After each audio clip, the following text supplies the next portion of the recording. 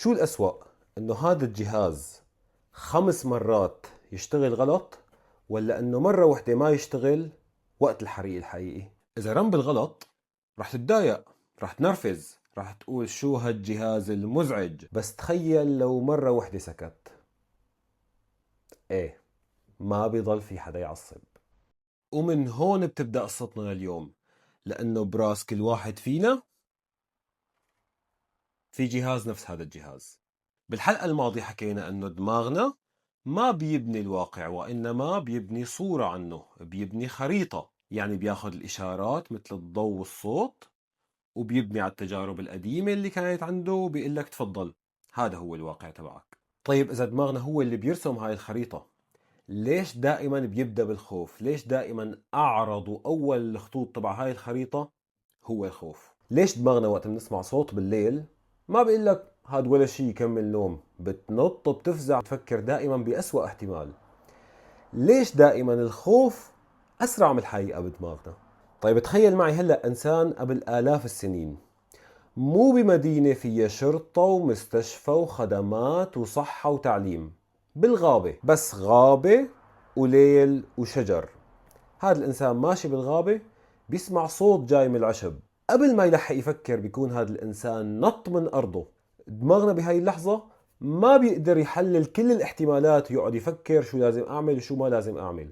هون دماغنا قدامه احتمالين: يا أما هذا الشيء ممكن يكون صوت ريح ولا شيء، أو ممكن يكون خطر حقيقي. لو كان خطر حقيقي ودماغنا ما تفاعل، كان يمكن انتهت القصة، خلصت. أما لو قال يمكن في خطر وخلى الإنسان يهرب، وبعدين اكتشف إنه هذا الصوت هو مجرد صوت ريح، شو اللي خسرناه؟ شوية طاقة؟ شوية خوف؟ يمكن شوية إحراج قدام الجماعة تبعيتنا؟ بس هذا ولا شيء مقارنة إنه هذا الإنسان حياته بقيت واستمرت. ومن وجهة نظر الطب النفسي التطوري، دماغنا ما بيختار دائما الواقع الأقرب للحقيقة، وإنما بيختار الواقع الأقل خطرا. كان أفضل لدماغنا وأفضل لبقائنا إنه دماغنا يخطئ مرة باتجاه الخوف على إنه يخطئ مرة باتجاه الأمان والطمأنينة. لهيك هذا الجهاز، جهاز الإنذار، هو ما جهاز سيء لأنه بيرن أحيانا بسبب البخار تبع المطبخ بدون ما يكون في حريق، وإنما هو جهاز حساس جدا، لأنه هذا الجهاز بدماغنا ما أنا مهمته يكون أبدا شاعر أو فيلسوف أو مرهف الأحاسيس. هذا الجهاز شغلته أنه هو يصحينا قبل ما يفوت الأوان. ودماغنا بيشتغل بنفس الطريقة. يعني المرة الجاية لما دماغك يخاف بسرعة، لما قلبك يبلش يدق وانت مانك عرفان من شو خايف، ما تفكر انه دماغك غبي، فكر انه دماغك حساس جدا، وانه هذا النظام بدماغك قديم كتير كتير قديم، لدرجة علمنا فيها حقيقة قاسية جدا: السلامة بتجي أول شيء وبعدين الواقع والحقيقة. من هالحكي بنستنتج إنه الخوف بدماغنا هو ما رسالة إنه في خطر حقيقي، وإنما هو رسالة إنه جهاز الإنذار بدماغنا اشتغل بهاي اللحظة. وهون في فرق كبير، لأنه الناس لما بيخافوا بيبدأوا بمحاكمة حالهم، بيبدأوا يسألوا حالهم: ليش أنا ضعيف؟ ليش أنا هيك؟ ليش أنا ما عندي القدرة أتحكم بمخاوفي؟ ليش أنا بعرف إنه مخاوفي بسيطة بس ما عندي القدرة أتحكم فيها؟ لأنه الخوف ما له فكرة. الخوف هو عبارة عن نظام متكامل، نظام متكامل بيشارك فيه جسمنا وأحاسيسنا وهرموناتنا وذاكرتنا وتوقعنا وانتباهنا. لهيك أحيانا عبارات مثل خليك قوي ولا تكون ضعيف غالبا ما بتكفي، لأنه نحن ما عم نتعامل مع فكرة، نحن عم نتعامل مع جهاز إنذار تعلم عبر التاريخ إنه التأخر هو أحيانا أخطر من الخطأ. طيب إذا كان هذا النظام مفيد جدا، ليش الإنسان الحديث بيعاني من القلق بهذا الشكل؟ ليش صار جهاز الإنذار يرن عن شغلات ما بتشبه الخطر الحقيقي؟ رسالة ما نرد عليها، أو نظرة عابرة، أو اجتماع بالشغل، أو امتحان، كلمة من شخص بتحبه، أو حتى إحساس جوا جسمك. طيب ليش بيتعامل دماغنا مع هاي الشغلات كأنيتها خطر؟ لأنه دماغنا هو عبارة عن رحلة مدتها آلاف السنين، اتطور خلال آلاف السنين ببيئات مختلفة كتيرة عن البيئة اللي نحن عايشين فيها هلأ. لهيك نفس الأنظمة اللي كانت عبقرية للبقاء بهداك الزمان وبهداك العالم ممكن تصير هلأ سبب للمعاناة إذا ظل النظام يشتغل بنفس الحساسية اللي كان يشتغل فيها بوقت تاني وبعالم تاني. لآلاف الأجيال كانت المخاطر بالنسبة لنا واضحة، ملموسة، كانت عبارة عن برد، عن جوع، عن مرض، عن نزيف، عن ظلام، عن حيوان مفترس، يعني مخاطر قاسية، بس كانت على الأقل ملموسة، يعني بتشوفها، بتسمعها، بتهرب منها، بتتعامل معها، وبتنتهي هاي المخاطر.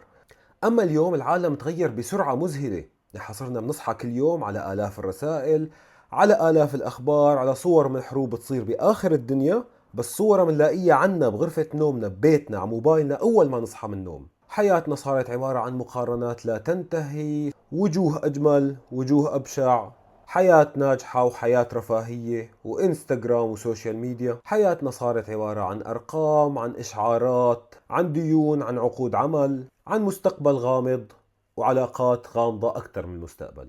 لهيك جسمنا هلأ قاعد على الكرسي، قاعد تحت المكيف يمكن، بس في جهاز إنذار بدماغنا لساته عم يحس ولساته عايش بالغابة. العالم تغير بوتيرة وسرعة كتير كبيرة، وأجهزة الإنذار اللي براسنا ما تغيرت بنفس هاي السرعة. وهون بتصير المفارقة المؤلمة. بحياتنا هلأ ما في أسد عم يطاردنا، بس في مدير بيبعت لك ايميل بيخلي كيانك يتكركب من فوق لتحت. ايه، انت ما في حيوان مفترس وراك، بس في امتحان صار له مخليك شهرين ما عم تعرف تاكل ولا عم تعرف تشرب ولا عم تعرف تنام. يعني ما في خوف جسدي واضح، بس في عندك خوف من رفض، خوف من المجتمع، خوف انه ما تكون كافي، خوف بانه الناس ما يشوفوك كافي، خوف انه الناس يشوفوك غلط. ودماغنا ما بيفرق بين الخوف اللي بيهدد الجسد والخوف اللي بيهدد العلاقة، الانتماء، أو اللي بيهدد المكانة تبعنا. طيب، شي مرة لاحظت أنه أنت بتسمع عشرات كلمات المديح وكلمة رفض وحدة ممكن تهز كيانك؟ شي مرة دخلت على غرفة ولقيت 20 شخص عم يبتسموا لك وشخص واحد عابس بوشك، خلاك تفكر فيه كل اليوم؟ ليش ممكن الإنسان يتذكر لحظة إحراج وحدة لشهور وينسى عشرات اللحظات الحلوة بأيام؟ هذا الشيء لا يعني انه انت انسان سلبي، وهذا الشيء لا يعني انه دماغك بده يعذبك. هذا الشيء يعني انه دماغنا تعلم عبر السنين انه المعلومة السلبية ممكن تكون اهم بكتير للبقاء من عشرات المعلومات الإيجابية. المديح شيء كتير حلو، بس غالبا المديح ما رح يقتلك اذا تجاهلته. اما علامة خطر وحدة، نظرة عدائية، صوت غير مألوف، ممكن تكون إذا تجاهلتها حسب دماغك هي سبب نهايتك. ولهيك دماغنا بيعطي للشيء السلبي أولوية، مو لأنه بيحب العتمة، لأنه بحسب دماغنا العتمة بتخبي وراها شيء مخيف. وهاي الفكرة بتفسر كثير شغلات بحياتنا. ليش الأخبار السيئة بتنتشر أسرع؟ ليش أخبار الحروب بتنتشر بشكل أسرع؟ ليش خطأ صغير بأدائنا ممكن يضل مطاردنا بدماغنا لشهور؟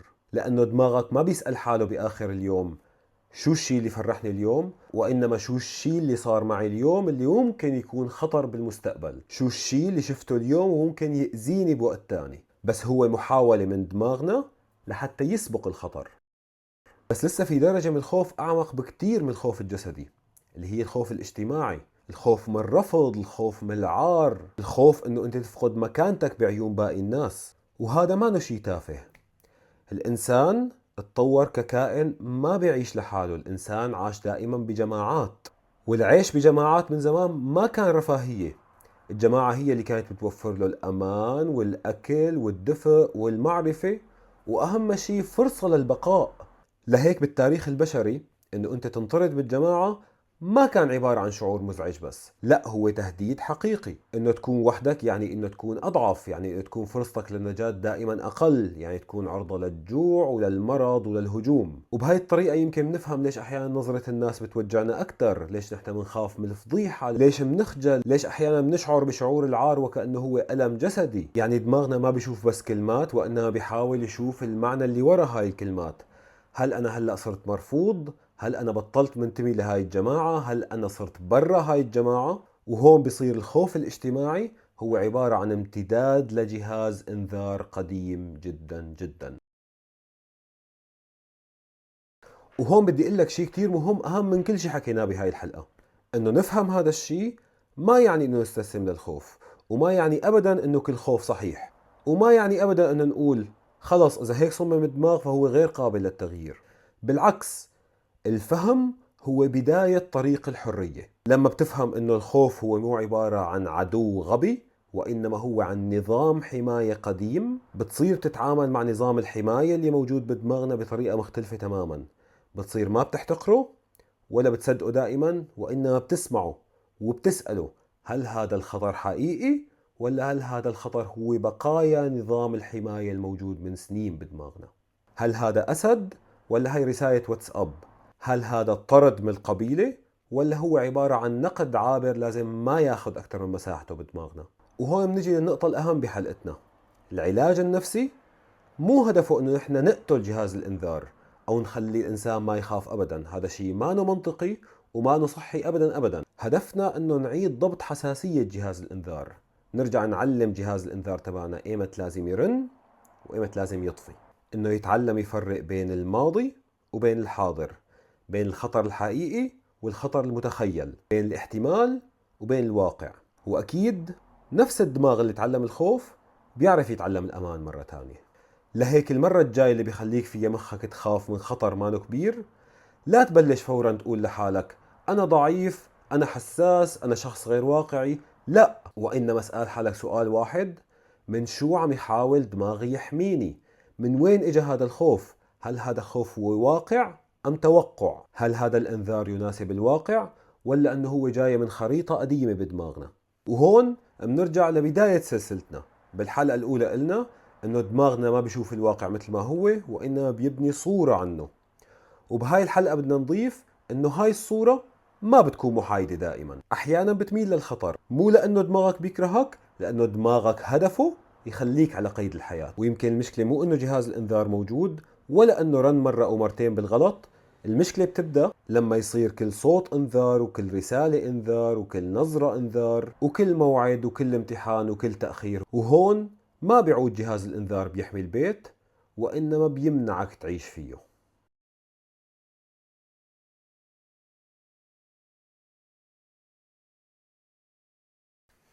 طيب نحن كل هالحلقة ونحن عم نحكي عن هذا الشيء، ولا مرة سألت حالك خلال الحلقة